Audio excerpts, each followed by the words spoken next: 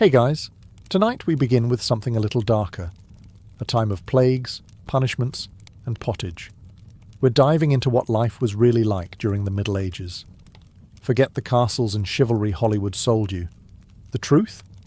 You probably wouldn't last a single day.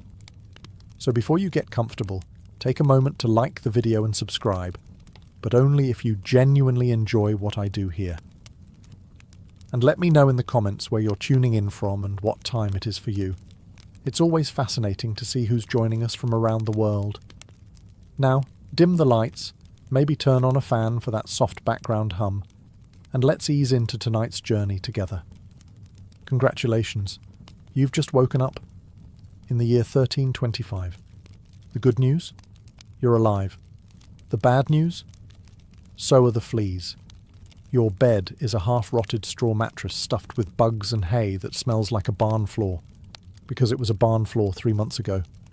There's no memory foam, no pillows, and definitely no Egyptian cotton sheets. Just a wool blanket that hasn't been washed since last winter, and now weighs roughly as much as a small cow from the accumulated grime. You blink awake as the church bell clangs in the distance. It's the medieval version of an alarm clock, only louder and somehow even less merciful. Your home is a wooden hut with one room, no windows, and a charming open-concept floor plan where your family, livestock and domestic insects all share the same space. The smell? Oh, it's a fragrant symphony. A subtle blend of stale beer, human sweat, goat, and something you pray isn't mould, but know in your soul probably is. Scented candles haven't been invented, and even if they were, they just melt on your dirt floor. You try to stretch, but immediately regret it, because the air is freezing and your joints ache. You're 22 years old, which in medieval terms is roughly middle-aged. Your spine creaks like an old wooden door, and your knees sound like a bag of rocks being shaken by a confused peasant. Getting out of bed is a gamble. The floor is either wet from last night's rain, which leaks through the thatched roof, or crusty from something your neighbour's chicken did. Either way, your bare feet are now part of the ecosystem. Oh, and privacy. What's that? Your entire family, and maybe a random cousin who just never left, are waking up beside you. There's no bedroom, no curtains, no me time. Just communal everything. Welcome to morning in medieval Europe, where you're never truly alone, because parasites, rodents, and 8 other people are always with you. And this is just how your day starts. It only gets worse from here. So, you've managed to crawl out of your medieval haystack of horrors. Congrats. Now nature calls. And it's not calling politely. It's screaming. Here's the part where you start missing the modern bathroom. There's no toilet, no seat, no toilet paper, no flush, not even a mildly resentful plunger in the corner. In the 14th century, relieving yourself is an adventure, a social experiment, and often a small public event. If you're a peasant, your bathroom is likely a wooden bucket behind the house, which is already full because Uncle Wolfstan had a rough night after eating bad turnips. The smell is biblical. You hold your breath, do your business, and then, here's the kicker, toss it into the street. Yes, the street. You're supposed to shout something like "Gardez-lou" before dumping it out the window. That's Old French for "watch out below," although frankly no one ever moves fast enough. Streets in medieval towns are open sewers, a charming river of human waste, animal droppings and mystery liquids you'd rather not examine. If you're lucky enough to live in a town with public latrines, congratulations. You get to sit shoulder to shoulder with strangers in an outhouse where privacy is a myth and ventilation is a cruel joke. You might make small talk, but try not to breathe too deeply. Toilet paper? Never heard of it. Most people wipe with straw, leaves, rags, moss, or, if they're feeling especially indulgent, a scrap of wool. Sometimes, nothing at all. Which might explain why handshakes weren't popular yet. And if you're in a castle, surely it's better, right? Well, sort of. You might have a garderobe, a hole in the wall that drops your waist directly into the moat. Great idea. Except that your enemies know this, and yes, attackers sometimes climbed in through the waist chute, Talk about entering through the back door. So whether you're a farmer or a baron, medieval toileting is a humiliation ritual. It's cold, it's public, it's dangerous, and it's never not disgusting. One slip on a wet stone path, and you're face first in humanity's leftovers, and you still haven't brushed your teeth. But we'll get to that next. You survived the toilet. You deserve a reward, right? Maybe a nice breakfast? Something warm, delicious, comforting? Sorry, this is medieval Europe. Nothing is comforting here. Breakfast, if you can call it that, is a grim affair. There are no eggs Benedict, no coffee machines sputtering awake, and certainly no avocado toast. You sit down, or squat near the fire, to a wooden bowl of something that looks like it was scraped off a muddy boot. Welcome to your daily ration of pottage. Pottage is a thick, gloopy stew made of whatever you can find. Grains, root vegetables, maybe a few beans if you're lucky. It's been simmering in the same pot for days, sometimes weeks, and new ingredients are just dumped on top of the old ones. It's less of a recipe and more of an ongoing edible experiment. On the side, a hunk of bread so hard it could deflect arrows. It's made from coarse rye or barley flour, often bulked up with sawdust, ground up acorns or other creative ingredients, because wheat is a rich man's fantasy. This loaf is not your friend. You don't slice it, you negotiate with it. What about drinks? You're not sipping orange juice or an oat milk latte. You're drinking beer. Yes, beer. At 6 a.m. Why? Because the water is teeming with parasites and filth. So you start your day with weak ale, low alcohol, high survivability. Kids drink it too. No one's happy about it, but at least it won't kill you. Immediately. Want some meat or cheese? Dream on. That's for Sundays and saints' feast days, and only if your lord is feeling generous.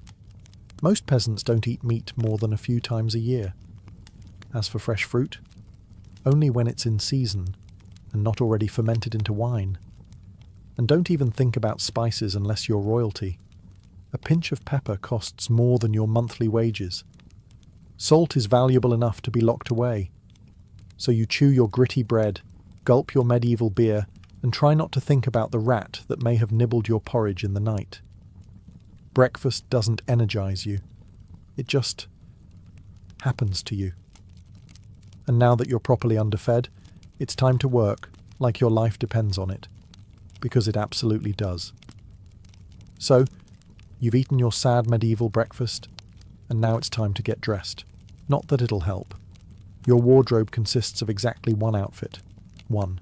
It's a rough wool tunic or linen shift that you've worn every day for months, possibly years. There's no such thing as seasonal fashion. There's just wear this until it disintegrates or gives you a fungal infection. Underwear? Optional. If you're lucky, maybe a linen undertunic. If you're not, well, you're going commando under layers of scratchy, sweaty wool, all lovingly stitched together by someone who probably had no idea what a seam was supposed to look like. There's also no washing machine, no soap, and absolutely no dry cleaner in sight. So your clothes are stained, stiff, and scented, like a compost pile that's been left to marinate in a pigsty. Even if you wanted to wash them, it's not easy. You'd have to haul water from a river or, well, heat it over a fire, scrub your tunic on a board with ashes or lye, and hang it in the sun, which is out approximately 3 days a year. And don't get me started on shoes. If you own any, they're made of untreated leather, barely stitched together, and offer as much arch support as a banana peel. Most peasants just go barefoot, through mud, through dung, through medieval landmines, aka sharp rocks and disease puddles. All this means one thing. Your skin hates you. You itch constantly. Fleas, lice, and bedbugs live rent-free on your body. Everyone has them. Nobles, lousy, monks, itchy, children, walking insect farms. No one escapes. You'll be scratching your armpit with a wooden spoon while chatting with the local priest, and no one will even bat an eye. Your skin is raw from rubbing, your scalp a battlefield of bites, and if you develop a rash, well, too bad. There's no dermatologist, no hydrocortisone, no one to tell you it's probably scabies. You just keep on suffering. And if you're lucky enough to not get an infection, great. That rash will simply accompany you for the next 6 months like an unwanted medieval sidekick. Now that you're dressed in misery and wrapped in discomfort, it's time to head outside and start working yourself to death. Now that you're fully dressed in itches and damp wool, it's time to flash that morning smile. Except, you don't. Because in the Middle Ages, smiling is a dangerous game. Not emotionally, dentally. There's no toothbrush, no toothpaste, no mouthwash, no floss. The concept of oral hygiene is about as popular as bathing, which is to say, not very. Some people might chew on a twig or rinse with wine or vinegar, but for the most part, your teeth are on their own, and they're not doing well. By the time you hit your mid-20s, your smile looks like something pulled from a haunted crypt. Cavities are rampant, gums are swollen. And those aren't just food stains on your teeth. That's decay. You have more rot in your mouth than a medieval root cellar. Sugar, while not yet everywhere, is becoming more common among the rich. Imported at great cost, mostly used in small cakes or to show off wealth. If you're a noble, congratulations. You get to rot your teeth faster than the peasants.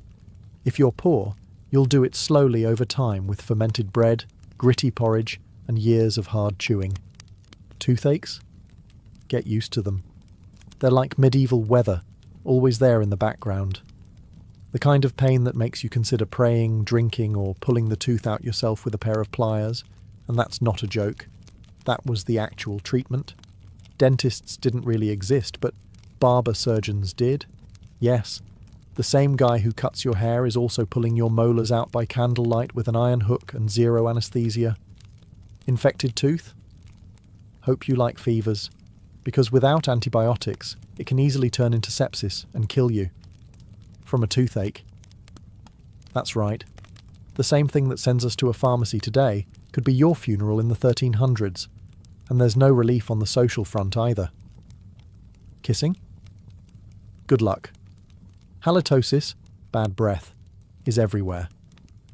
If you're single, you're not judged by your smile. You're judged by your land and your livestock. In short, your mouth is a battlefield, and it's losing the war. Now that your teeth are throbbing, let's head outside. Because your real job, the one that will break your back, is just getting started. Time to head to work.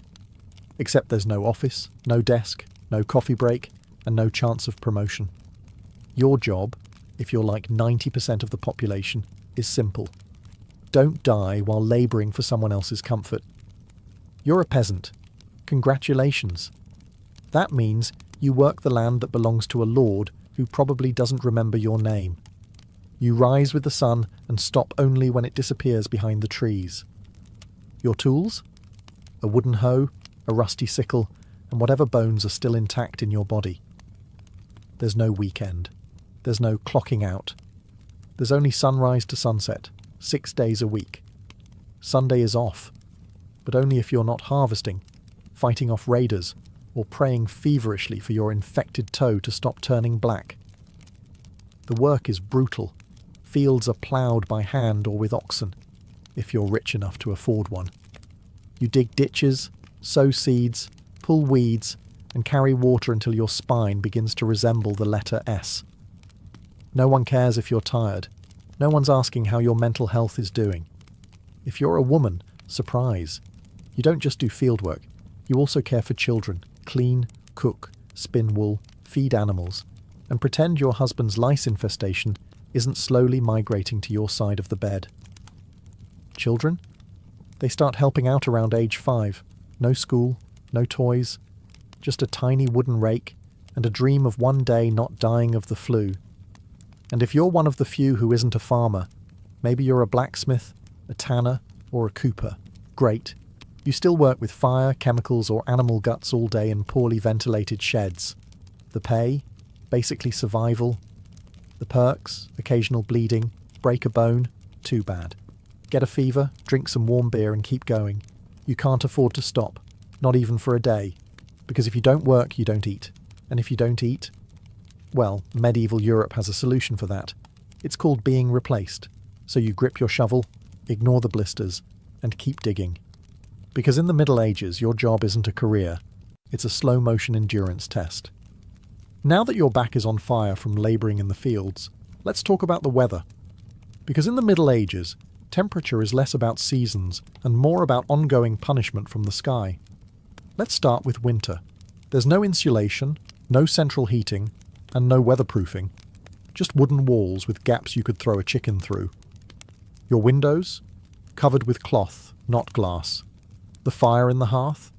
Nice in theory, but you don't have enough firewood to keep it going because wood is expensive, and gathering it from the forest is sometimes illegal. Yes, you can be executed for picking up the wrong stick from the wrong forest. You bundle up in your one damp wool tunic, huddle near the dying embers, and still wake up with your nose frozen. Your feet? Permanently cold, often damp. Your fingers? So stiff they feel like tiny medieval popsicles. Frostbite isn't diagnosed, it's just called bad luck. Now fast forward to summer. Sounds better, right? Wrong. In summer, your home turns into a clay oven. There's no fan, no cross breeze, and absolutely no deodorant. You sweat through your layers, but you can't remove them, because showing too much skin is scandalous. And also invites sunburn, insect bites, and social judgment. The flies are out in full force, attracted to your unwashed body, and the smell of last week's goat stew that's still fermenting in the corner. Mosquitoes buzz by your ear while you sleep, assuming you can sleep through the sound of your neighbours yelling and babies crying. In the fields, the sun bakes you. No sunblock, no hat, unless you've fashioned one out of straw like a desperate scarecrow. And the worst part, you still have to work. Heatstroke is just called taking a bad turn, so you're either shivering in your own hovel, wondering if your toes will make it to spring, or you're sweating through your only pair of socks while your thighs chafe into oblivion. And the one thing that never changes, no matter the season, your clothes still itch, your food is still terrible, and your next job, still waiting. Welcome to climate control, medieval style. There is none. Feeling thirsty? Need to freshen up? Want to splash a little water on your face to wake up from this damp fever dream of a life? Too bad. In medieval times, water isn't your friend. It's trying to murder you quietly. Let's start with drinking. The nearby stream looks fresh, bubbling and clear, like something out of a fantasy movie. But spoiler alert, it's not. Upstream, someone just dumped a chamber pot into it. And if not that, then a dead pig is probably decomposing in it. Parasites, bacteria, and the entire microbial army of medieval Europe are waiting in every sip.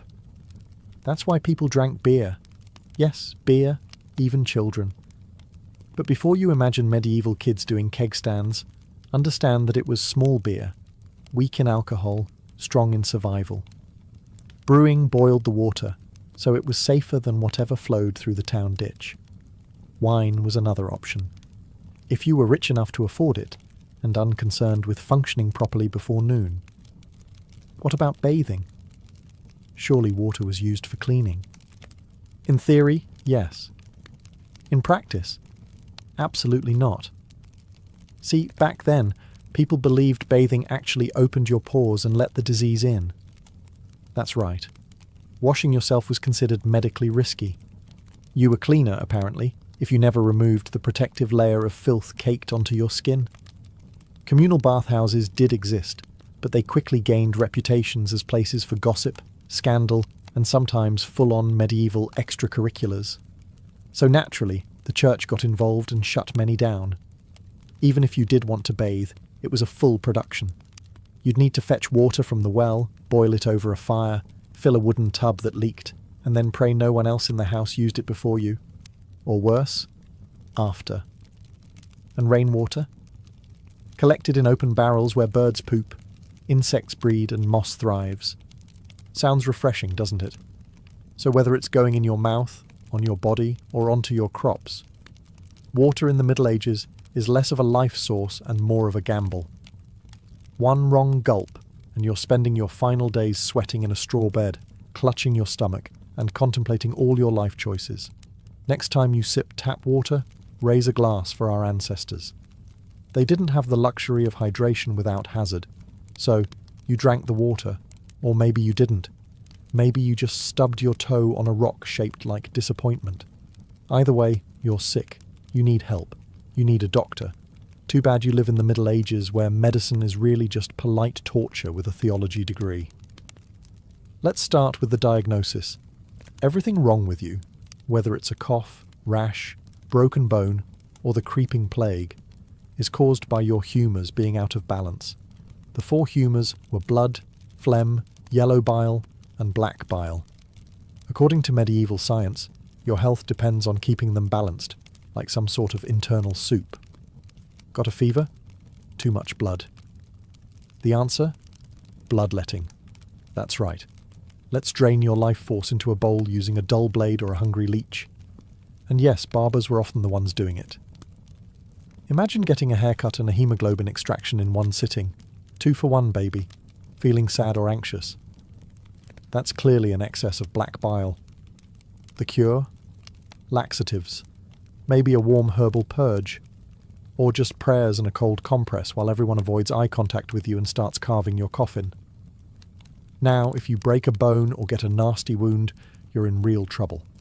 There's no anesthesia, unless you count passing out from pain. Surgery is done with knives that haven't been cleaned since the Crusades.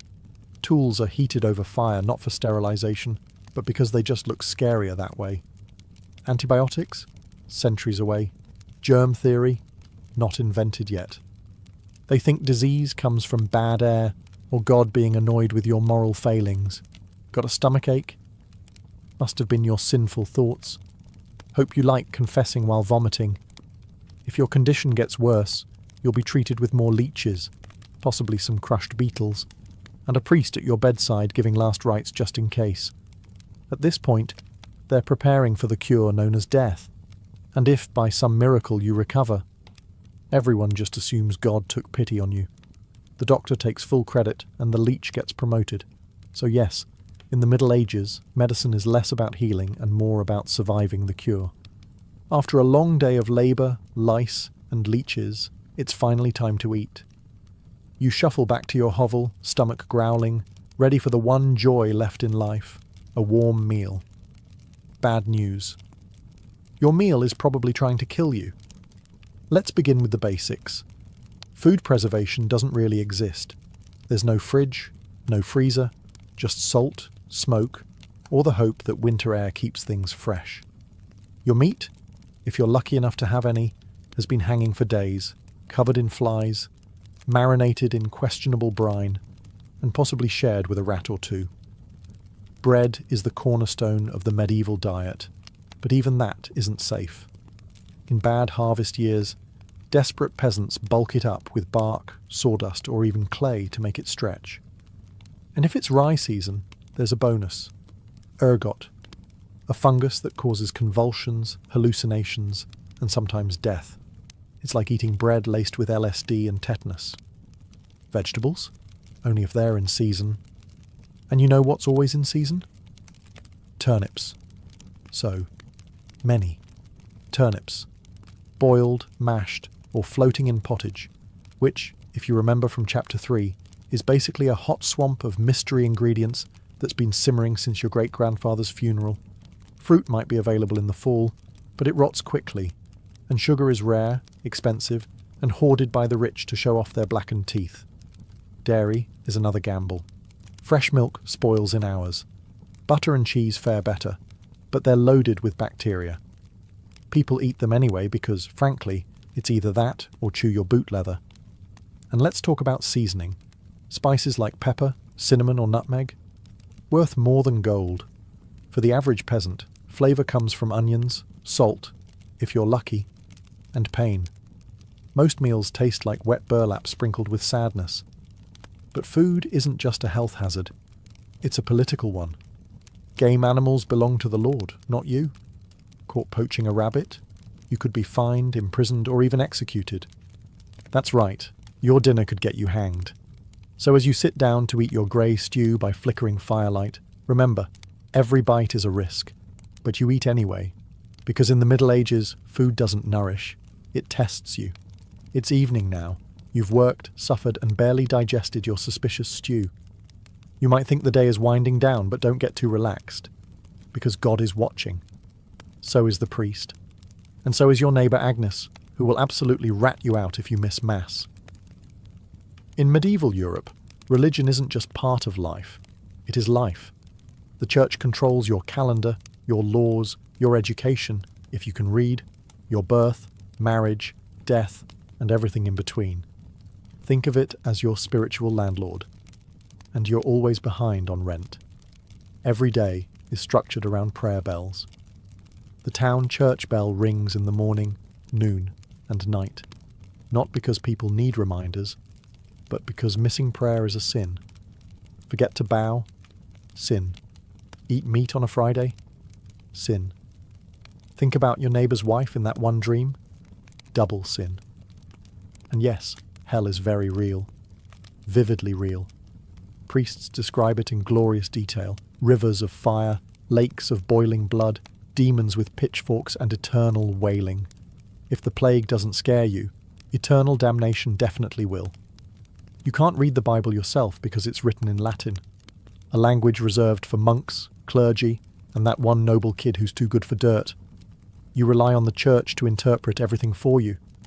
That means if the priest says your crop failure is because you didn't pray hard enough, well, time to kneel harder. Tithes, 1/10 of everything you own, are mandatory. If you grow wheat, you give wheat. If you raise chickens, you give eggs. If you have nothing, congratulations. You're spiritually bankrupt and financially doomed. Holidays? They're holy days, dozens of them. And while they offer breaks from labour, they're not for fun. They're for attending Mass, fasting, confessing sins, and reminding yourself that joy is a dangerous indulgence. Questioning the church is dangerous. Heretics are burned, witches are drowned, blasphemers are flogged, and skeptics are quickly reformed. So you go through the motions. You chant, you bow, you pray that your soul, after enduring this dirt-covered life, might finally land in paradise, assuming the priest likes you. Because in the Middle Ages, God may be merciful. But the church? Not so much. If you thought being a medieval peasant was rough, try doing it as a woman. All the filth, famine, and fear, plus childbirth, subservience, and social invisibility. In the Middle Ages, being a woman is like being on hard mode, with no health potions and no restart button. From birth, a girl's life path is pretty much locked in. Marry young, bear children, serve your husband, die tired. Education? Not likely. Unless you're from a noble family and sent to a convent, your intellectual development stops around the time you learn how to churn butter and patch a tunic. Marriage happens early. Really early. It's not weird to be betrothed at 12 and pregnant by 14. It's not about love. It's about land, livestock, and alliances. Your opinion? Not required. Once married, you're basically your husband's property. Your job is to produce heirs, feed everyone, keep the house running, and not complain. Because complaining might get you branded a nag, or worse, a witch. That label comes with a complimentary drowning or burning, depending on local fashion. Childbirth is a death lottery. There's no prenatal care, no sterile tools, no anesthesia.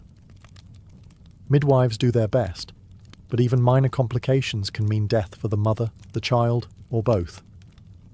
Some women survive 10 pregnancies. Many don't survive 2, but don't worry. Once the baby is out, your work increases. Now you have a screaming infant in a lice-ridden hut, and you're expected to nurse, cook, clean, and still help in the fields. You don't get a break. You are the break, for everyone else. If you're unmarried, you're suspicious. If you're widowed, vulnerable. If you're outspoken, dangerous. Women who didn't conform were often accused of witchcraft, especially if they had herbal knowledge, a strong personality, or just looked at someone funny on a rainy Tuesday. Even in the church, your role is limited. Nuns lived under strict rules. No speaking without permission. No freedom of movement. and your spiritual worth, always ranked below men. In short, if you're a woman in the Middle Ages, you're expected to endure, obey, reproduce and suffer in silence, ideally while smiling. Because even in a time of universal suffering, women were somehow expected to suffer gracefully. So far, you've battled filth, starvation, social injustice, and possibly a goat. But just when you think your day can't get any worse, here comes violence, loud, bloody, and often completely acceptable by medieval standards. Let's be clear, the Middle Ages were not peaceful. The idea of law and order mostly meant, hope the local lord isn't in a bad mood. Violence is everywhere. In the home, in the streets, on the battlefield, in church disputes, and sometimes in line at the communal bread oven. Crime is common, punishment is brutal, and justice is more performance art than protection. Steal a loaf of bread, you could lose a hand. Accused of lying, your tongue might get pierced. Gossip too much? Meet the scold's bridle, a metal mask strapped to your head with a bar in your mouth. For correction, of course, let's say you're accused of something serious. Heresy, theft, witchcraft. How do you prove your innocence? By being tortured, obviously. Welcome to trial by ordeal. One version, you stick your hand in boiling water to retrieve a stone. If it heals without infection in 3 days, you're innocent. If not, you're guilty. Another option, you're tossed into a river. If you sink, you're innocent, and probably dead. If you float, you're guilty, and will be punished anyway. It's like a medieval game show where the prize is survival and the host is actively rooting against you. And if you're sentenced to death, that's a public event. Executions are performed in front of cheering crowds. Hangings, beheadings, burnings. Sometimes people bring snacks. It's the medieval equivalent of cable TV. Domestic violence, completely normal. Husbands were allowed, even expected, to discipline their wives and children. Street fights, commonplace. You could be beaten just for looking the wrong way at a noble's horse. And war, always simmering. Local feuds, territorial disputes, religious crusades. Someone's always marching off to stab someone else in the name of honour, God, or boredom. Violence isn't a breakdown of society in the Middle Ages. It is society. Everyone lives with the constant knowledge that life is fragile, justice is arbitrary, and your neighbour might bash your head in over a pig. So, walk carefully, keep your eyes down, and never trust anyone with a club. At this point, you've made it through the lice, the leeches, the laundryless misery, and the looming threat of public disembowelment. But now comes the final chapter of most medieval lives, an early and unglamorous death. If you're alive and still breathing past the age of 40, you're practically a celebrity. You might even be referred to as the Old One, which is less of a nickname and more of a statistical miracle. Let's break it down. The average life expectancy hovers around 30-40 years, but that number is dragged down heavily by infant mortality. Nearly half of all children died before reaching age 5. Disease, malnutrition, or one bad winter was all it took.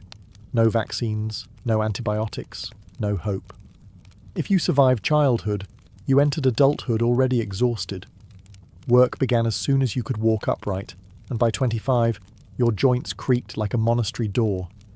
You might be missing several teeth, a finger, and most of your original optimism. Women faced a particularly deadly gauntlet: childbirth. It was one of the leading causes of death for medieval women. No pain relief, no medical intervention, just prayer, hot water, and someone holding your hand while you bled out on a straw-stuffed cot. For men, the dangers were different, but equally relentless. Farming accidents, infections from minor wounds, a neighbour's drunken rage, a crusade gone sideways. Even walking to the market could be risky if you crossed paths with a bored bandit or an angry tax collector. Death could also come quietly, from the plague, which turned cities into cemeteries overnight, or from famine, which could last entire seasons, thinning out entire villages, or from bad luck, like eating spoiled grain and spending your final hours hallucinating and screaming at the walls. And funerals? You were lucky if you got one. Bodies were often buried quickly to avoid disease. No embalming, no polished coffins, just a hole, a few murmured prayers, and a shallow mound of earth, if there was enough space left in the churchyard. So yes, in medieval times, life was brutal, short, and constantly under siege by death in all its casual forms. You didn't retire, you just stopped showing up. And speaking of exits, let's move on to your final chapter. The medieval dream dies. So, how's your day been? You've woken up in filth, relieved yourself into a bucket, brushed your teeth with wishful thinking, nearly passed out from hunger, worked until your spine cried for mercy, scratched your way through itchy wool, prayed to not get plague, and barely dodged a public execution for owning a squirrel. Welcome to a single day in medieval Europe. Still dreaming of becoming a knight? Think again. That romanticised version of the Middle Ages, gallant swordsmen, noble ladies in towers, heroic battles and feasts in candle-lit great halls. It's a myth polished by fairy tales and fantasy books. In truth, the medieval world was gritty, cruel, and deeply unfair. Hierarchy was everything. If you were born poor, you stayed poor. If you were born rich, congratulations. You had a better chance of surviving, but you were still one bad soup away from dysentery and a hasty burial. Even the nobles weren't immune to misery. Castles were drafty stone refrigerators filled with fleas, smoke, and politically motivated marriages. Sure, you had a fur cloak and a goblet of wine, but also a 50% chance of dying in a skirmish or from an infected splinter. Not exactly luxury. The simpler times weren't simple. They were relentless. Everything took longer. Everything hurt more. Everything, from childbirth to chewing, came with consequences. Life was survival, not leisure. And if you did find a quiet moment to think, to dream, to imagine something better, there wasn't much you could do with it. No upward mobility, no modern medicine, no internet to Google, what's this weird rash? You lived, suffered, worked, and died within a 10-mile radius of where you were born. But here's the wildest part. Through all of this, people still laughed, sang songs, told stories, fell in love, and found meaning. Not because life was easy, but because humans are stubborn like that. Even in the darkest chapters, they made space for light. So tonight, when you slip into your clean bed with indoor plumbing, antibiotics, and central heating, maybe say a quiet thank you to the modern world, and to your ancestors who fought rats, famine, and feudalism, so you wouldn't have to. Long before she was Catherine the Great, Empress of all Russia, mistress of reform, and icon of ambition, she was simply Sophie. Born Sophie Friederike Augusta von Anhalt-Zerbst in 1729, she was the daughter of a relatively obscure German princely family. Her tiny duchy in Pomerania offered little in terms of power, but Sophie herself. She had something no title could provide: razor-sharp intelligence, relentless charm, and a quiet, burning hunger for greatness. Her upbringing was strict. Her mother, Johanna, was cold and calculating, not a warm, nurturing figure, but a social climber obsessed with status. Sophie's father, a Prussian officer, was more distant than disciplinary. From a young age, Sophie learned to walk the fine line between obedience and cunning. She read voraciously, spoke multiple languages, and learned how to observe a room before speaking in it, skills that would soon become survival tools in one of Europe's most brutal courts. When the Russian Empress Elizabeth Petrovna began searching for a wife for her heir, Grand Duke Peter, she looked beyond Russia's borders. Peter himself was of German descent, and Empress Elizabeth believed a foreign bride, pliable and grateful, would be easier to control. Sophie fit the bill perfectly. Noble blood, Lutheran faith, which she'd be forced to abandon, and a reputation for both grace and humility. At just 14 years old, Sophie was summoned to Russia. She arrived in the freezing capital of St. Petersburg in 1744, wearing thin German fabrics and a diplomatic smile. Her mother pushed her forward like a chess piece. Sophie, however, had her own game in mind. To become acceptable in Russian society, she converted to Orthodoxy, taking the name Ekaterina Alexeyevna, Catherine. The ceremony was public, symbolic, and life-altering. She wasn't just changing religions. She was burning the bridge behind her, stepping into a foreign empire with no way back. No one watching that quiet teenage girl in a fur-trimmed coat could have predicted what would come next. Betrayal, revolution, enlightenment, and empire. But from the moment Sophie stepped foot in the Russian court, she stopped being a pawn and began planning how to become a queen. Catherine's marriage to Grand Duke Peter was meant to secure her place in Russian royalty, but from the very beginning, it felt more like a cage than a crown. Peter, heir to the Russian throne, was not the dashing prince of fairy tales. Awkward, immature, and obsessed with toy soldiers, he was far more interested in playing war games in his chambers than governing an empire, or showing affection to his new wife. Some accounts even suggest he refused to consummate the marriage for years. He idolized Frederick the Great of Prussia and resented the Russian court that had adopted him. In contrast, Catherine embraced Russia with a fierce determination. She learned the language, studied its history, and memorized Orthodox rituals. She wanted to belong. Peter wanted to escape. This mismatch wasn't just emotional, it was political. The Russian court was a viper's nest of gossip, paranoia, and brutal power games. Empress Elizabeth still ruled with absolute authority, but her health was in decline. Everyone knew a transition was coming, and everyone had an agenda. Catherine was watched constantly. Her letters were read, her friendships monitored, and her every move scrutinized. She couldn't trust her husband, her mother, who was still whispering in her ear on behalf of foreign interests, or even her servants. In this world, alliances could turn into accusations overnight. But Catherine was no fool. She learned to play the court's games quietly, cultivating allies in the shadows. She charmed military officers, made friends with scholars, and developed a reputation for dignity and restraint, a stark contrast to her husband's childish tantrums and open contempt for Russian traditions. Behind closed doors, Catherine began reading Enlightenment thinkers like Voltaire and Montesquieu. While others saw her as a young consort, she was building a vision, not just for herself, but for Russia, a nation of strength, education, and reason. But there was one problem. The longer Peter lived, the longer Catherine remained in limbo, a powerless wife to a man unfit to rule. So she waited, observed, and planned. She knew the Russian throne wouldn't be inherited. It would have to be taken. In 1762, after nearly 2 decades of waiting, watching, and quietly manoeuvring, Catherine saw her moment and seized it with breathtaking precision. Empress Elizabeth had died, and Peter, now Peter III, was finally Tsar. But his reign began unravelling almost immediately.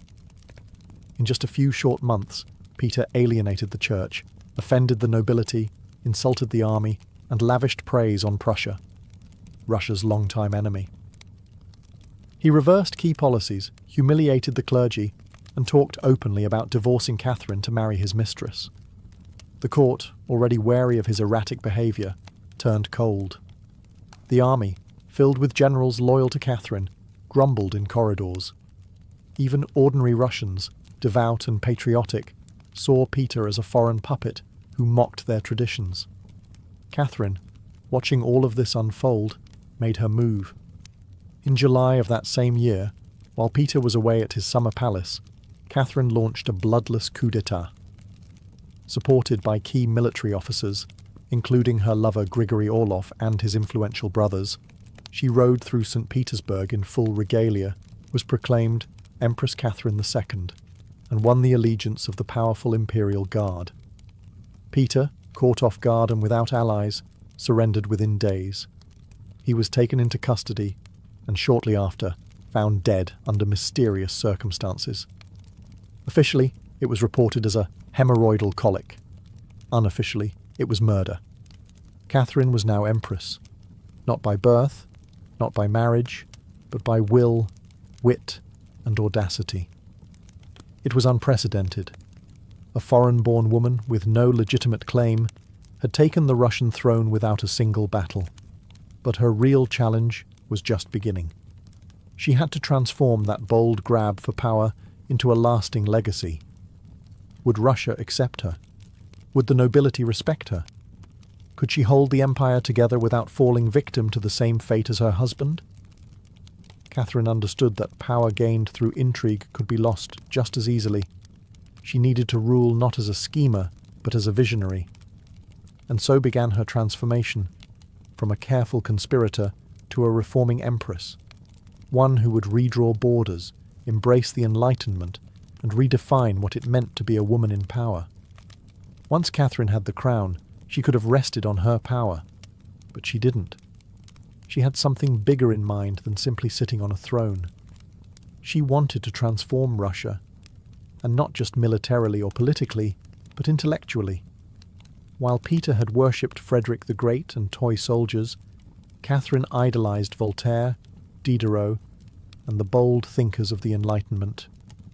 She believed in reason, progress, education, and the role of a monarch as a servant of the people, even if she herself ruled with absolute authority. Catherine didn't just read Enlightenment philosophy, she lived it. She corresponded directly with Voltaire for over 15 years, flattering him while defending her autocracy. She invited Diderot to her court and even purchased his entire library to support him financially.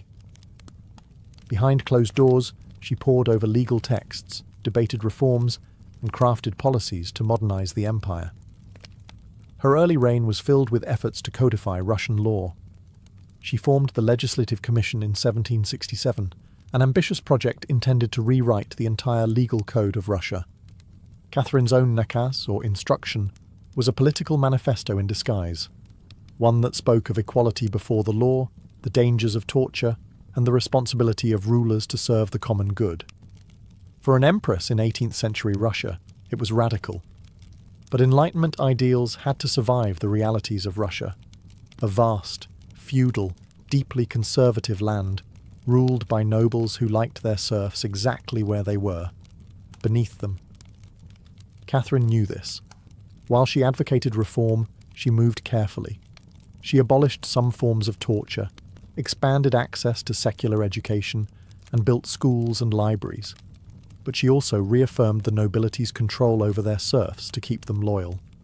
This was Catherine's balancing act, a philosopher queen in public, a practical empress in private. She walked a tightrope between ideology and survival, between the shining salons of Paris and the gritty politics of Moscow. Her vision for Russia was bold, but always calculated. In many ways, Catherine wasn't trying to make Russia European. She was trying to make Russia modern, on her terms. And that meant reform, yes, but with an iron hand in a velvet glove. Catherine wasn't content with reforming Russia from within. She wanted to expand it outward, to make it an empire worthy of fear, admiration, and envy. Where Peter the Great had opened a window to the west, Catherine aimed to knock down the walls. Under her leadership, Russia's borders stretched wider than ever before. She waged wars not just to defend her crown, but to reshape the map of Europe. One of her most significant campaigns was against the Ottoman Empire. These wars, fought in waves throughout the 1760s and 1770s, weren't just about territory. They were about influence. Catherine saw herself as the liberator of Orthodox Christians living under Muslim rule and as the rightful protector of Eastern Europe. Under generals like Alexander Suvorov and Grigory Potemkin, Russia captured key regions including Crimea, the northern coast of the Black Sea, and access to warm water ports, something Russian Tsars had coveted for generations. These victories weren't just military, they were symbolic. With each conquest, Catherine sent a message. Russia was no longer the distant, backward cousin of Europe. It was a continental force. She also turned her gaze westward. In a series of deals and diplomatic maneuvers, Catherine participated in the partitions of Poland, carving up the struggling Polish-Lithuanian Commonwealth along with Austria and Prussia.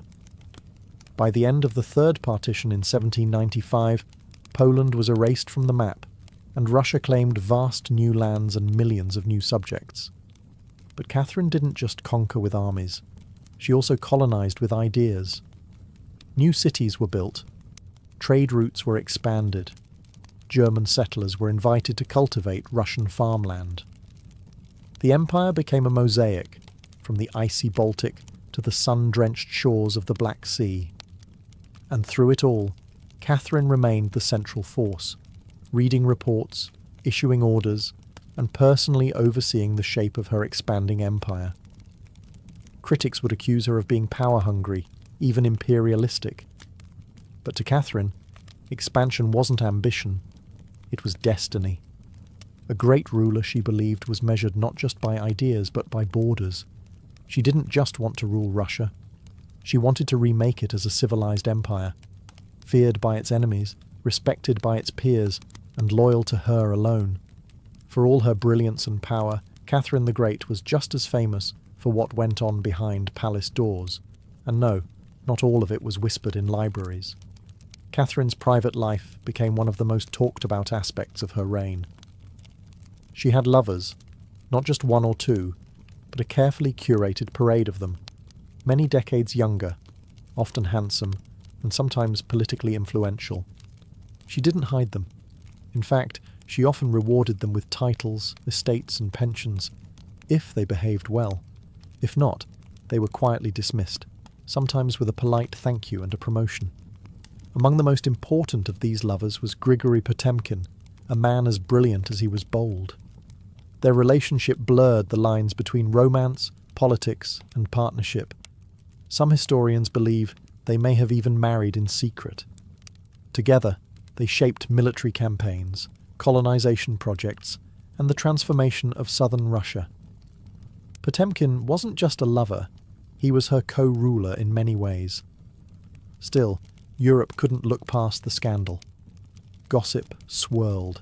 Satirical pamphlets painted her as lustful, insatiable, even unhinged. And after her death, the rumours only got worse, the most infamous being the completely false and grotesque tale involving a horse, spread by her enemies to smear her legacy. But why the obsession? Simple. Catherine was a woman who wielded power unapologetically, and in a world where female rulers were expected to be either saintly virgins or tragic figures, she refused to play the role.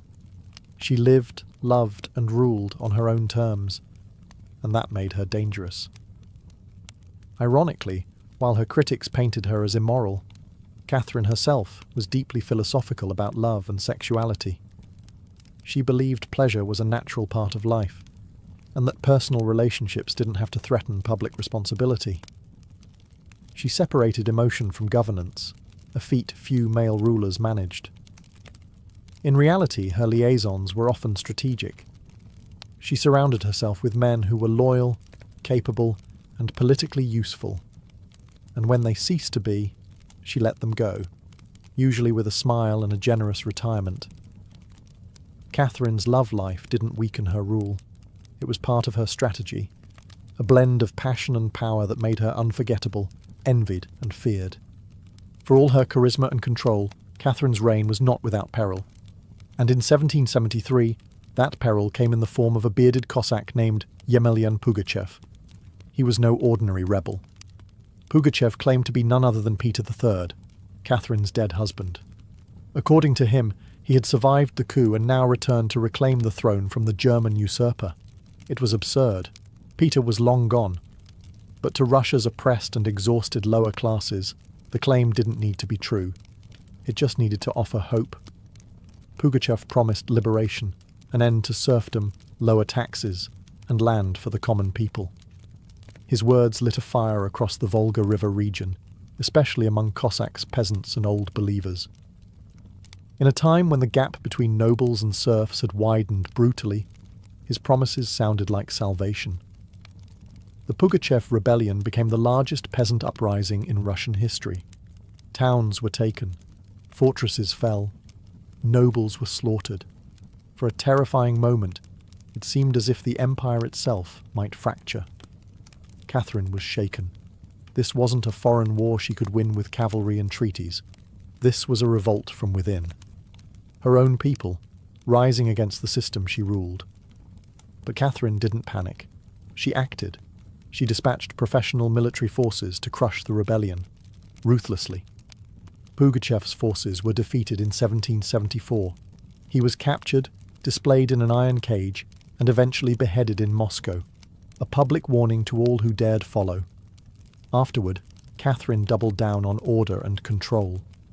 Her dreams of liberating the serfs quietly faded into silence. The rebellion had shown her the limits of enlightenment in a country still shackled by feudalism.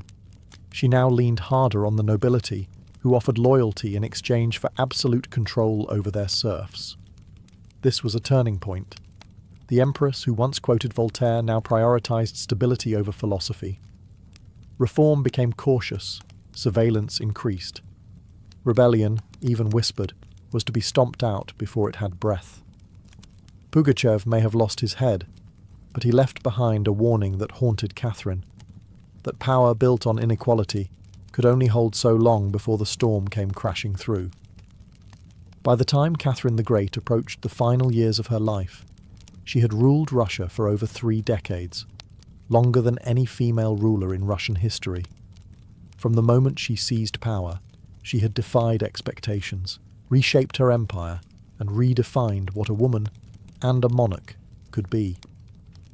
Under Catherine's reign, Russia became a true European powerhouse. Its territory expanded by over 200,000 square miles, swallowing Crimea, parts of Poland, and stretches of the Black Sea coast.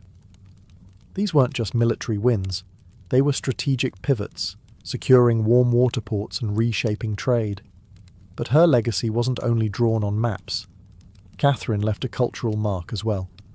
She helped found the Hermitage Museum, amassed one of the greatest art collections in Europe, and corresponded with the greatest minds of the Enlightenment.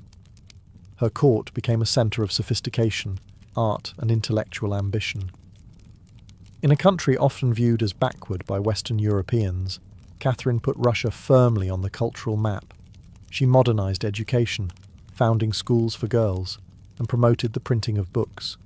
She introduced smallpox inoculation to Russia, even publicly receiving the vaccine herself, an act of scientific bravery in her time. Yet, her reign was also one of contradictions. While she admired Enlightenment ideals, she never freed the serfs. In fact, she extended serfdom deeper into Russia's territories. Her reforms, while impressive, remained mostly top-down, designed to polish the empire without truly transforming its foundations. Still, Catherine's rule brought stability and ambition. She understood that power was not inherited. It was crafted, managed, and constantly defended. She ruled not by divine right, but by force of will, political brilliance, and relentless calculation. She was called many things: a usurper, a tyrant, a reformer, a seductress. But above all, she was effective. When she died in 1796, Russia was wealthier, larger, and more formidable than it had been in centuries. She left behind a throne secure, an empire expanded, and a legend that would endure for centuries. Catherine didn't just reign, she ruled, with intellect, strategy, and an unapologetic grip on history. And in doing so, she became more than an empress. She became a myth. For all her power, expansion, and enduring legacy, Catherine the Great was still, at her core, a woman navigating a man's world and reshaping it in her image. Behind the imperial portraits and state decrees was someone deeply aware of how precarious her position was. She was not born Russian. She came to the throne through a coup. She ruled an empire that didn't want a woman in charge, and yet she not only endured, she thrived. Catherine was never content to be ornamental. She read constantly, wrote endlessly, and never stopped learning. Her daily schedule was intense. Hours of reading reports, corresponding with foreign powers, editing state papers, and managing a court filled with rival factions. She wasn't content to simply sit on the throne. She worked the throne like a stateswoman born to it. She was also, in many ways, lonely. She surrounded herself with courtiers, lovers, and artists, yet wrote in her memoirs of how few people she could truly trust. Her son Paul, whom she distrusted and kept away from state matters, grew into a man she feared would undo all her progress. Her greatest emotional partnership, with Grigory Potemkin, faded into deep friendship, but his death in 1791 left a wound that never truly healed. Catherine crafted her image carefully. She understood the power of narrative, and wielded it better than most monarchs of her age. She posed as Mother of Russia, enlightened monarch, warrior empress, and lover of the arts. But beneath those roles was a woman who had endured rejection, betrayal, scandal, and rebellion, and kept going. When she died in 1796, she left behind an empire transformed, but also questions. Could she have done more to end serfdom? Were her Enlightenment ideals compromised by politics? Was she more reformer or ruler? History remembers her by the title she never gave herself, the Great. It wasn't because she was flawless, or kind, or just. It was because she took power and wielded it on her own terms, in a time and place where women weren't supposed to have any. She didn't just wear the crown, she rewrote what it meant to deserve one. In the humid depths of the Chiapas jungle in southern Mexico, the ruins of Palenque whisper stories from the ancient Maya world. Towering temples rise above the canopy, their limestone faces eroded by time, but still brimming with secrets. And in 1994, one of those secrets revealed itself. A team of Mexican archaeologists, led by Fanny Lopez Jimenez, was surveying Temple Three, a relatively modest pyramid, next to the more famous Temple of the Inscriptions, the burial site of the mighty king Pakal the Great.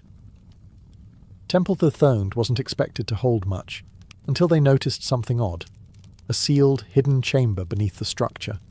No looters had touched it. It was pristine.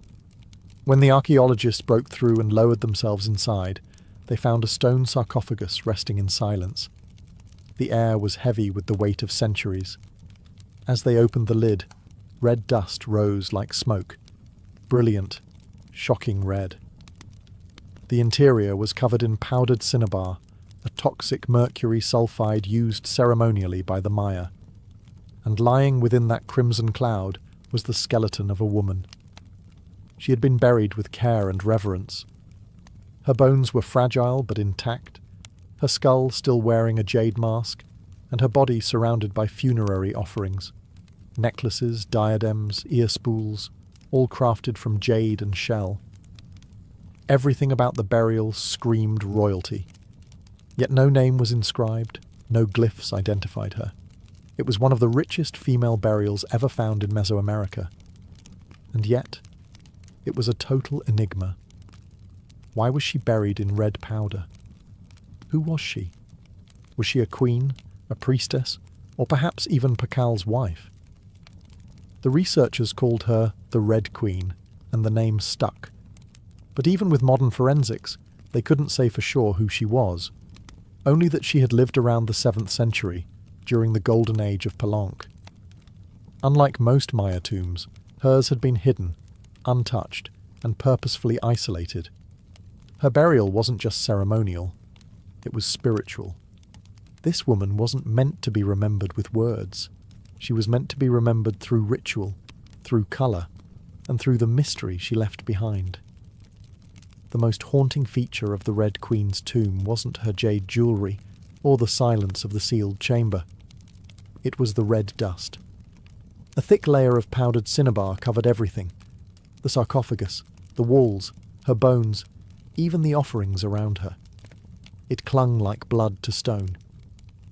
To the Maya, this was no accident.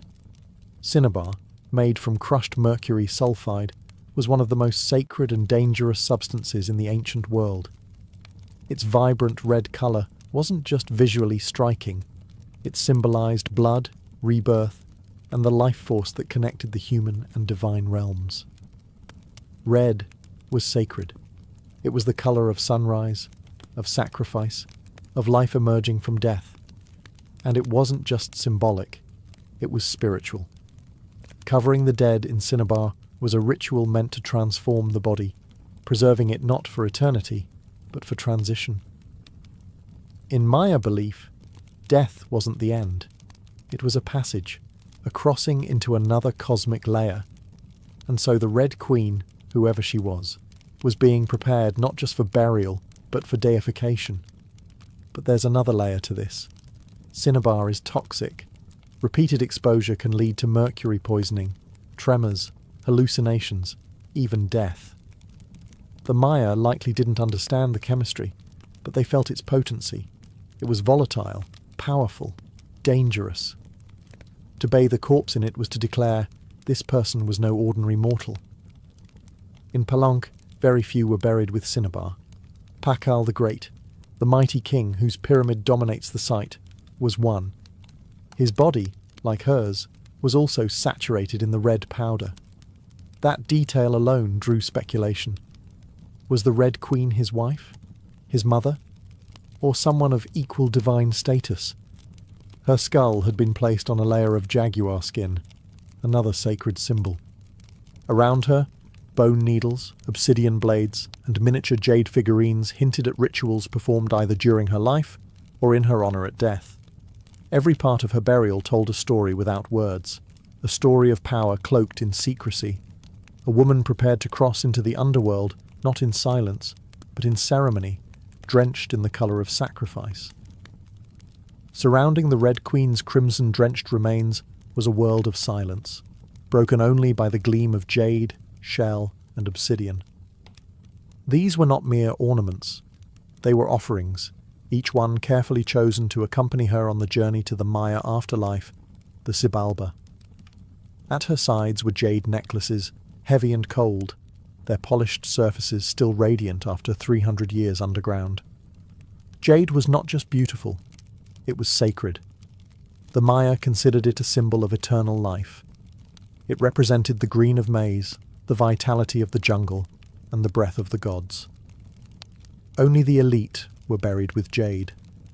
For the Red Queen, it covered her chest, wrists, and ears, a clear sign that in life she wielded influence, perhaps even divine favour.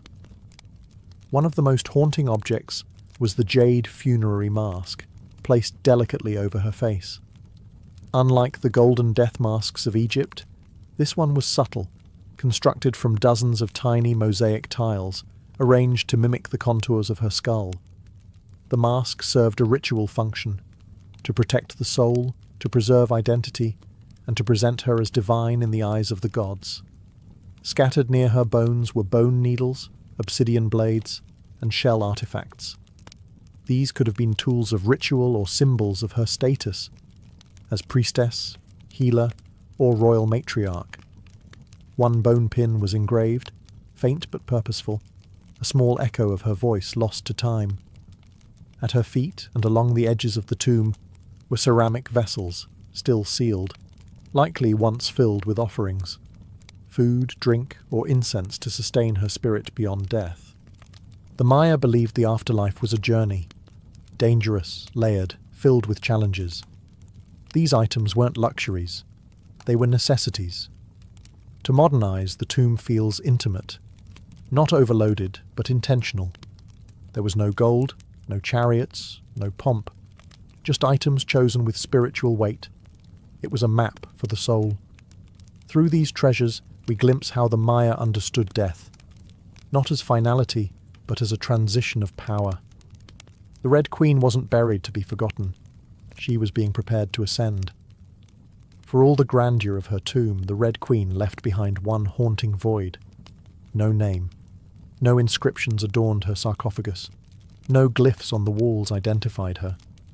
She was clearly someone powerful. But who? From the moment her tomb was opened, scholars began trying to connect the dots.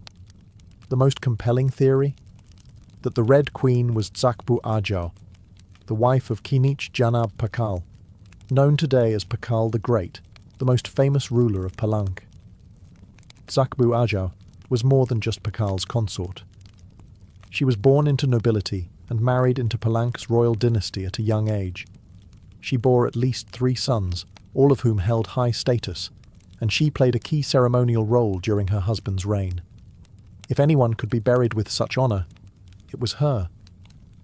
Supporting this theory was the tomb's location, just a few feet away from Pakal's own grand burial in Temple of the Inscriptions. The proximity suggests a deliberate pairing, husband and wife, rulers even in death. And then there's the cinnabar. Only 2 burials in Palank were found with such intense cinnabar coverage, Pakal and the Red Queen. It's unlikely this was coincidence. But here's where the mystery deepens. DNA tests were conducted on both sets of remains in hopes of confirming the connection. But the results? Inconclusive. The woman's bones showed no direct maternal link to Pakal, but that didn't rule out a spousal relationship. After all, marriage does not require shared blood. Some have argued she could have been Sakkuk, Pakal's powerful mother, who ruled Palank before he came of age. Others suggest she may have been a high priestess, or a sister, or a royal ancestor whose name has simply been lost to history's erosion. Still, the evidence points most strongly to Tsakbu Ajau, a queen by title, a mother of kings, and a spiritual counterpart to Pakal. The lack of a name may not be an oversight. It may have been intentional. In Maya cosmology, the soul lived on not through monuments, but through ritual, symbol, and the whispers of the earth. And so the Red Queen remains suspended between legend and truth, a woman who ruled, remembered not in stone, but in scarlet and silence. To understand the Red Queen, we must understand the world she came from, a world where Maya women, especially royal ones, held more influence than many realize. In Maya civilization, politics was often a family affair. Royal women weren't merely passive consorts. They were diplomats, priestesses, and power brokers. They conducted rituals, sponsored temples, and played crucial roles in maintaining dynastic legitimacy. Their bloodlines were political capital, used to forge alliances and secure claims to the throne. Take Sakkuk, for example, the mother of Pakal the Great. When the throne of Palank was left vacant, she took power herself and ruled as queen regent until her son came of age. She wasn't a placeholder. She was a ruler in her own right, issuing decrees and overseeing construction projects. Without her, Pakal may never have risen at all. And she wasn't an anomaly. Across the Maya world, in places like Yaxchilan, Naranjo, and Calakmul, inscriptions show women performing major ceremonies, engaging in warfare diplomacy, and sometimes ruling outright. They were often portrayed in stelae and murals, dressed in elaborate headdresses and regalia, standing beside kings as equals, or sometimes above them. Their words were carved in glyphs. Their names were remembered, until they weren't. By the time Spanish conquistadors arrived centuries later, much of that memory had eroded. The colonial lens saw native women as silent figures in a male-dominated world, but the archaeology tells a different story, one of complex gender roles, where power was negotiated, not simply inherited. This context casts the Red Queen in a new light. She may not have ruled in name, but her burial, rich, sacred, and positioned beside Pakal, suggests she was a central pillar in the royal order.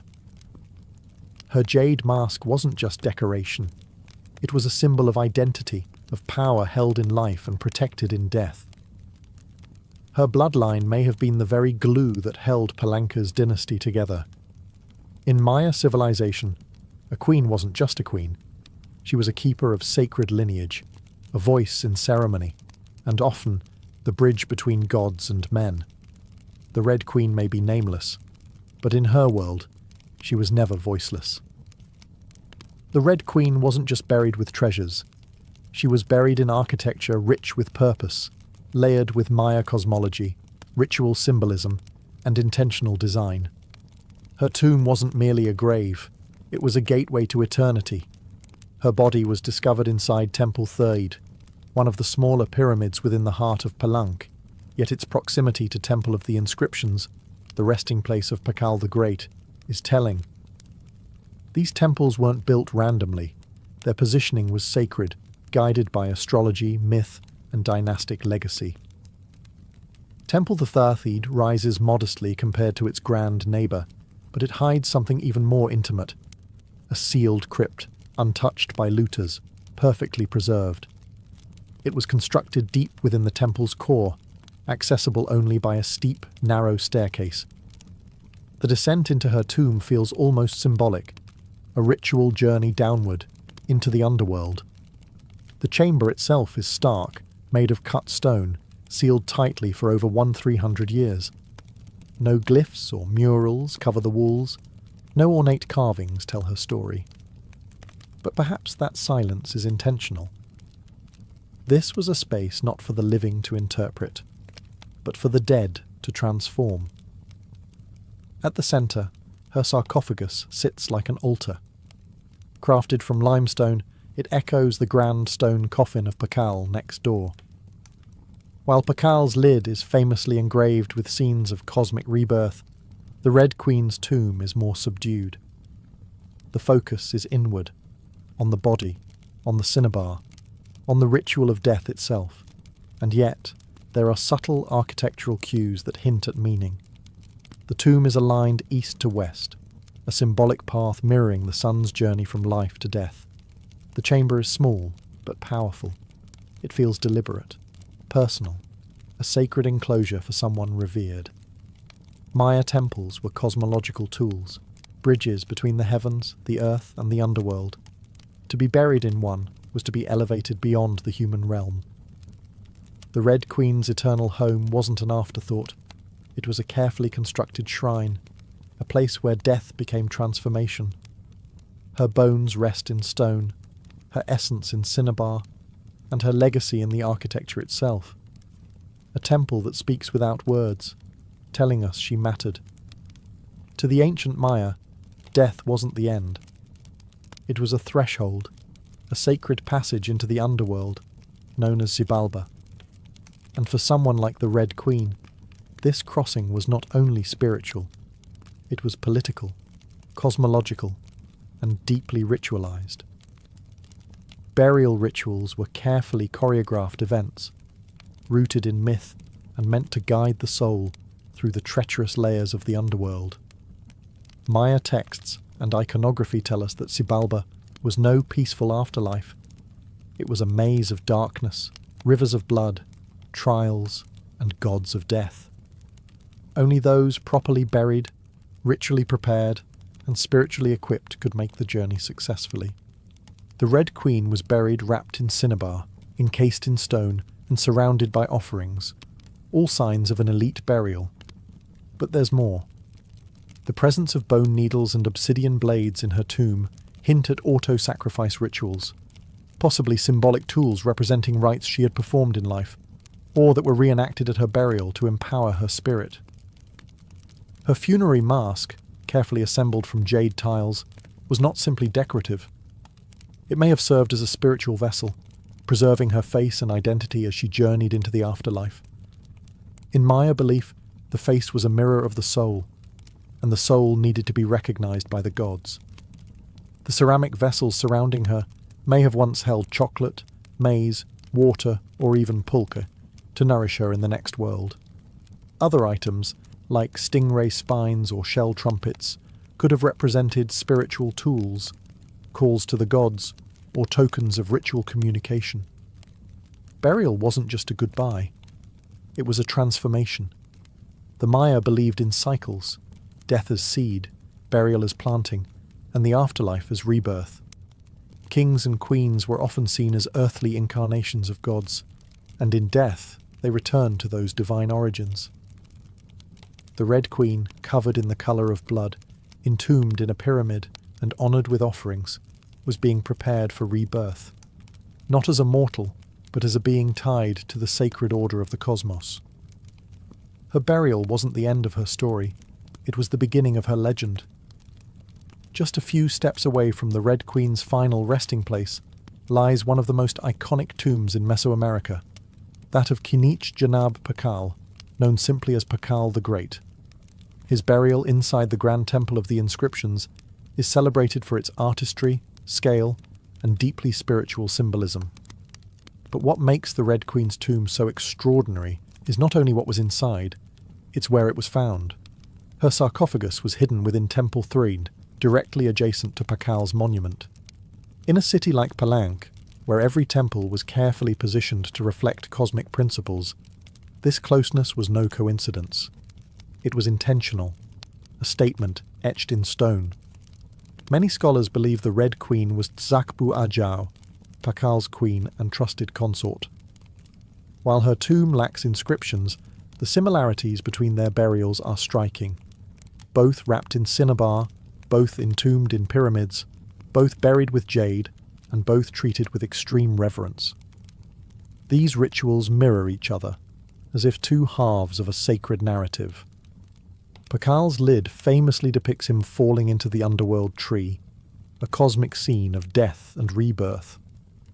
The Red Queen's simpler tomb contains no such iconography, but the symbolism lies in the pairing itself. If Pakal represented the sun, journeying through the underworld at night to rise again, then the Red Queen may have represented the moon, the feminine force that follows its own mysterious path in the sky. Together, they embodied a cosmic duality, masculine and feminine, king and queen, sun and moon, order and ritual. In Maya mythology, rulership was not singular, it was relational. Harmony in the cosmos required balance, and that balance extended into the dynastic court. By placing the Red Queen beside Pakal, the Maya were preserving not just a marriage, but a cosmic partnership. Their proximity in death may have mirrored their roles in life, a queen not behind, but beside her king, sharing not just a throne, but a legacy. In their tombs, they speak without words. Two souls, wrapped in cinnabar and stone, joined across eternity, one of history's most sacred silences. Though her name was lost to time, the Red Queen of Palenque endures, not as a forgotten relic, but as one of the most enigmatic and powerful women of the ancient world. Her tomb, sealed for over 1,300 years, now whispers across centuries, inviting questions that echo louder with every discovery. She represents a mystery that still resists full understanding. We may never know exactly who she was. No glyph carved her name. No stela told her story. And yet, the care in her burial, the richness of her offerings, the symbolism of her crimson-drenched bones, all speak of a woman profoundly important. Not merely as a wife or consort, but as someone who held real influence, spiritual weight, and royal blood. Today, the Red Queen forces us to re-evaluate assumptions. She's a reminder that in the ancient Maya world, women were not silent. They led rituals, governed cities, and shaped dynasties. While kings like Pakal have long taken the spotlight, the Red Queen's re-emergence reminds us that power did not belong to men alone. It flowed through mothers, queens, priestesses, and visionaries. Her legacy is more than the treasures she left behind. It's the conversation she started among archaeologists, historians, artists, and storytellers. Every jade bead, every layer of cinnabar, every architectural choice in Temple Thathid tells us something deliberate. This woman mattered, and perhaps that's the most extraordinary part of her story. Not what we know, but what we still don't. The Red Queen teaches us that history isn't just a collection of facts, it's a living puzzle, a shared human longing to connect with the past. In that sense, her legacy is still unfolding. She lies wrapped in red, the colour of life and sacrifice, of blood and rebirth. Her face, once hidden behind a jade mask, now stares back at us through science, art, and wonder. She remains nameless, but not voiceless. Mysterious, but not forgotten. The Red Queen may have ruled a kingdom in life, but in death, she rules something greater, our imagination. Her tomb was sealed in stone. Her story was written in silence. And still, somehow, she speaks. Frida Kahlo was born on July 6, 1907, in the vibrant district of Coyoacán, then a village on the outskirts of Mexico City. Her childhood home, the Casa Azul, the Blue House, was filled with colour, contradiction, and quiet strength. It would later become a sanctuary, a battleground, and a museum to one of the most iconic artists of the 20th century. Frida was the third of 4 daughters born to Guillermo Kahlo, a German-Hungarian photographer, and Matilde Calderón, a devout Catholic of indigenous and Spanish descent. Her parents were opposites: Guillermo, reserved and intellectual; Matilde, religious and emotionally distant. Frida would inherit her father's introspection and artistic eye, but also her mother's fierce resilience. As a child, Frida was imaginative, outspoken, and bold. She read voraciously and asked questions most adults didn't want to answer. But at the age of 6, she contracted polio, which left her right leg thinner and weaker than the other. A physical difference she tried to mask with long skirts, but never allowed to limit her spirit. The illness left her bedridden for months and isolated from other children. During this time, she grew close to her father, who encouraged her to exercise, ride bicycles, and stay mentally sharp. Unlike most girls of her time, Frida didn't aspire to become a wife or a homemaker. Her goal? To become a doctor. She enrolled in the prestigious National Preparatory School in Mexico City at age 15, one of only a handful of girls accepted. There, she stood out not just for her intelligence, but for her rebellious wit, radical thinking, and unique sense of style. She joined a group of young intellectuals known as the Cachuchas, who debated philosophy, literature, and politics. Frida was drawn to revolution, to ideas that challenged tradition. But even in those early years, before the bus crash that would define her body, and before the fame that would define her legacy, Frida Kahlo was already painting herself into the world, with sharp edges, unapologetic ideas, and an identity too big to fit inside anyone else's expectations. She wasn't just growing up in Coyoacán, she was preparing to remake herself entirely. On September 17, 1925, Frida Kahlo's life was split in two: the girl she had been and the woman she was forced to become. That afternoon, she boarded a wooden bus with her boyfriend, Alejandro Gomez Arias, after school. They were laughing, teasing each other, and probably arguing. Frida never did anything halfway. But moments later, the bus collided with a streetcar, and in an instant, her future unravelled into pain, metal, and silence. The crash was horrific. The streetcar crushed the bus against a wall, splintering wood and flinging passengers. Frida was impaled by an iron handrail. It entered her left hip and exited through her pelvis. Her spinal column fractured in 3 places. Her right leg shattered, her foot dislocated.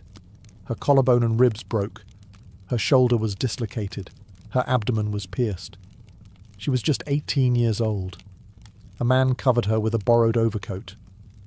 Someone else noticed her body was sparkling, not from blood, but from the gold powder she had been carrying in a pouch. It had exploded on impact, dusting her broken form in what looked like glittering ash. Frida was taken to the Red Cross hospital and underwent numerous surgeries over the following months. She spent weeks in a body cast, flat on her back, immobile, writhing with infection and uncertainty.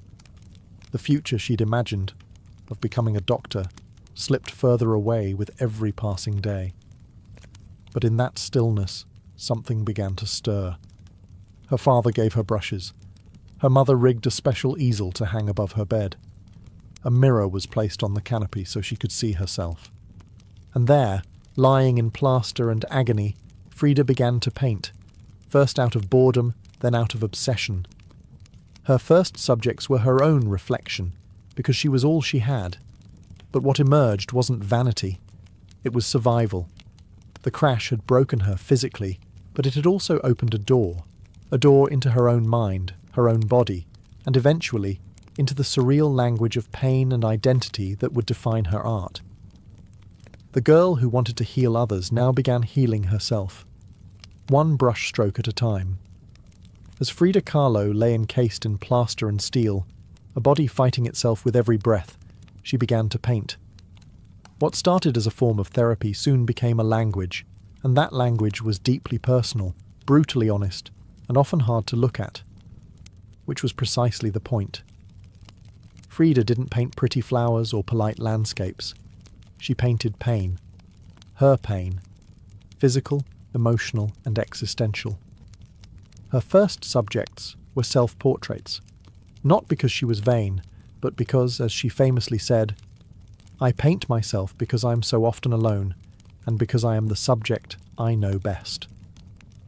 Her early works were small in scale, painted on tin or wood panels, inspired by Mexican retablos, devotional paintings meant to tell stories of suffering and miracles. Frida turned this tradition inward. Her body became the canvas. Her emotions became the altar. She painted herself as split, as pierced, as bleeding. In one painting she is impaled by nails, like a modern-day martyr. In another, she floats in a barren landscape, tethered to a broken column, a metaphor for her shattered spine. She painted herself weeping, fractured, decapitated, and bare, but never passive, always watching. Her pain was not sanitized. She painted the ugliness of trauma with beauty, defiance, and even humor. Each piece was a reclamation of her body, her experience, and her identity as a woman in a world that often tried to define her. But Frida wasn't just telling her story. She was inventing a new kind of visual narrative, one that blended Mexican folk art, surrealism, medical illustration, and symbolism. Her paintings became dreamlike autopsies of her soul, framed in color, culture, and myth. By the time she recovered enough to walk again, albeit painfully, Frida was no longer the girl who had wanted to be a doctor. She was an artist, and her art was unlike anything anyone had seen. She had taken the worst thing that had ever happened to her and turned it into a source of creation. Frida Kahlo didn't just paint her pain. She made the world look at it, and in doing so, she turned suffering into a sacred act of self-expression. In 1928, still recovering, still painting, and just 21 years old, Frida Kahlo met the man who would become the most profound and turbulent relationship of her life, Diego Rivera. He was 20 years her senior, already Mexico's most famous painter. Massive in both stature and presence, Rivera was a giant of Mexican muralism, known for his sweeping, politically charged frescoes that told the story of the Mexican people. Frida had seen his work before. She admired it. But now she wanted his opinion of her work. She brought her paintings to him at the Ministry of Education, interrupting his scaffolded work to ask bluntly, "Do I have talent?" Diego took one look and said yes, and not just out of kindness. He recognized in her something rare, an unfiltered voice, raw and unpretentious, full of rage, irony, pain, and beauty. They began a relationship that was as consuming as it was creative. Frida once said, "I suffered 2 accidents in my life, one in which a streetcar knocked me down, the other was Diego." They married in 1929, an odd pairing to outsiders. Diego, massive, unfaithful, politically famous. Frida, sharp-tongued, fiercely independent, already walking with a cane. Her parents called it a marriage between an elephant and a dove. Their bond was passionate, but chaotic. Diego supported her art and encouraged her growth as a painter, but he was also endlessly unfaithful, even with Frida's own sister, Cristina.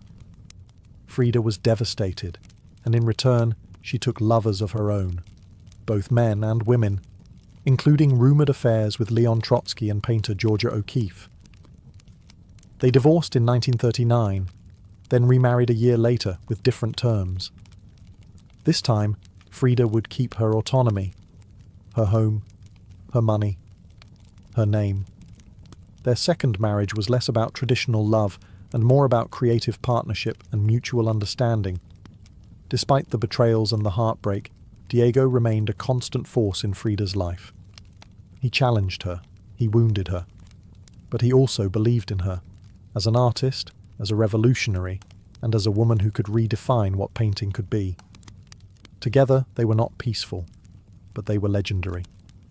In the 1930s, Frida Kahlo followed Diego Rivera on a journey north to San Francisco, Detroit, and New York as he completed high-profile mural commissions.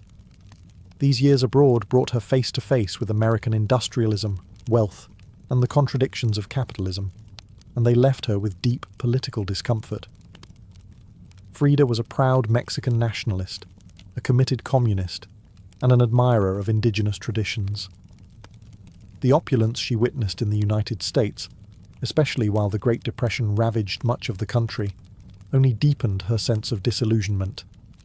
In letters home, she mocked the culture's materialism and obsession with appearances.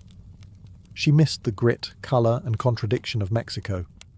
While Diego painted enormous murals on factory walls, Frida began to paint smaller, quieter revolutions, deeply personal works on tin and canvas. Her style solidified, sharp, surreal, emotional, and intimate. It was during this time that she produced some of her most iconic self-portraits.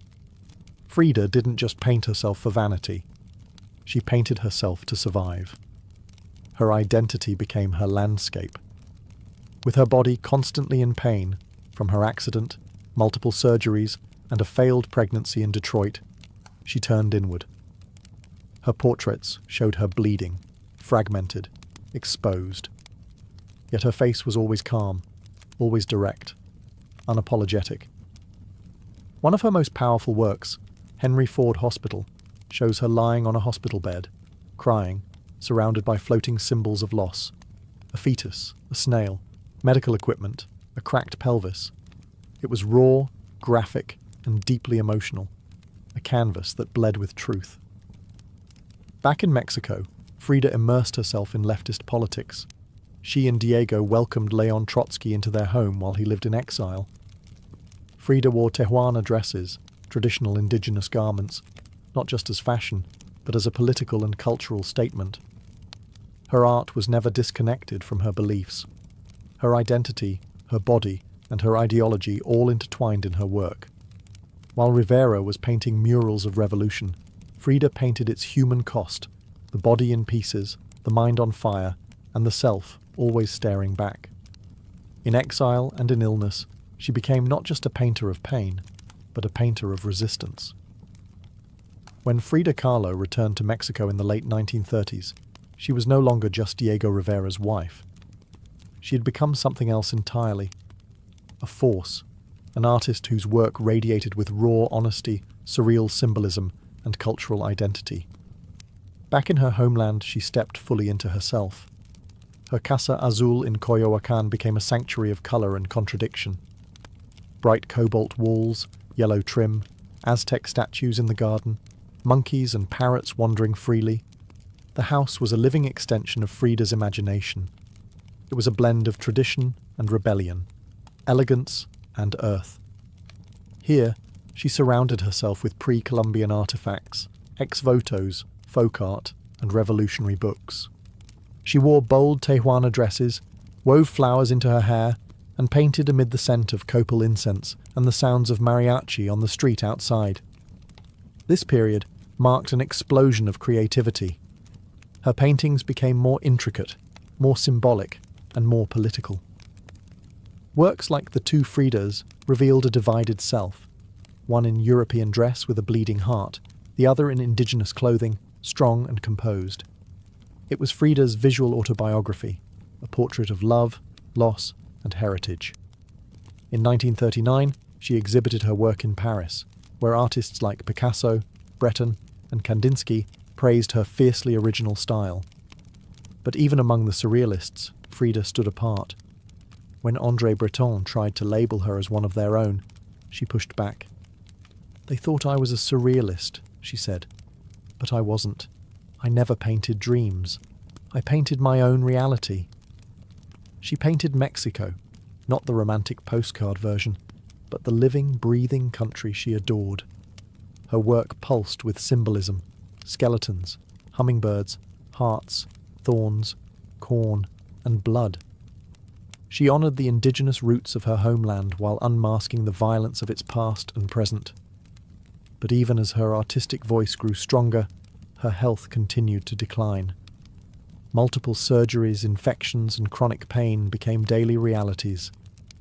Still, she painted through it, propped up in bed, torso bound in corsets, fingers clenched around the brush. Frida had returned to Mexico not to rest, but to reclaim her power, through paint, through politics, and through her fearless embrace of the self. As the 1940s wore on, Frida Kahlo's body continued to betray her. Her spine was deteriorating. Her right leg was constantly infected. She underwent more than 30 surgeries in her lifetime, often in grueling succession. At times, she was bedridden for months, encased in body casts or immobilized by traction devices that stretched her bones apart. But still, she painted.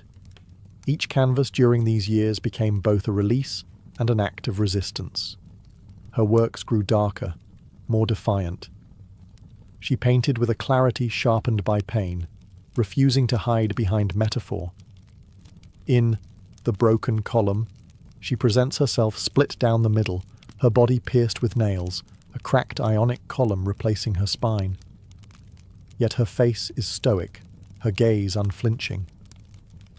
Pain for Frida was no longer just a subject. It was her companion, her antagonist, her muse. Her political voice also grew louder. She joined the Mexican Communist Party, marched in demonstrations, wrote fiery letters, and called out imperialism and injustice. When her health no longer allowed her to walk, she appeared at protests in a wheelchair, defiantly holding signs and shouting slogans. In 1953, Frida was given her first solo exhibition in Mexico, a long overdue celebration of her art. But her health was so fragile, doctors told her she couldn't attend. So she did what only Frida would do. She arrived by ambulance, carried in on a stretcher, and placed in the center of the gallery on her hospital bed. Dressed in traditional finery, surrounded by her own work, she greeted guests with tequila, laughter, and that fire still burning in her eyes. Her final paintings were both childlike and harrowing. In Marxism Will Give Health to the Sick, she painted herself wearing a steel corset, cradled by the hands of Marx, casting away symbols of oppression. Her last known work was a still life of sliced watermelons, one piece bearing the words, "Viva la vida," long live life. Even in the face of death, she remained defiant, joyful, and political. Frida Kahlo's last portraits weren't just self-portraits. They were acts of revolution, painted in pain, but always signed with life. On July 13, 1954, at the age of 47, Frida Kahlo died in the same place she had been born, La Casa Azul in Coyoacán. The official cause was listed as a pulmonary embolism, but those closest to her whispered of something deeper. She had been ill, yes, but also exhausted. By pain, by surgeries, by the long war with her own body. Just days before, she had attended a political protest against the CIA-led coup in Guatemala. Weak and wheelchair-bound, she insisted on going, her clenched fist raised in the air. Revolution remained her final heartbeat. Her last diary entry was brief but piercing. "I hope the exit is joyful, and I hope never to return."